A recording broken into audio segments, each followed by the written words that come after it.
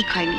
কেন বলবো না? তোর ভাই 100 বার বলবো। আচ্ছা হলো তো, এখন বলো কি বলবে। তোমার যদি আপত্তি না থাকে তাহলে আমিও তোমার সঙ্গে একটু ঘুরে আসতে পারি। বলেইছি তো, সত্যি যদি অসম্ভব বলে কোনো কথা থাকতো তাহলে একদিনের ভুল আজকে শুধরে নেবার কল্পনাটা কি আপনার মনে আসতো? তুমি না আমায় ভালোবাসো, এইটুকু বিশ্বাস করতে পারো না আমায়?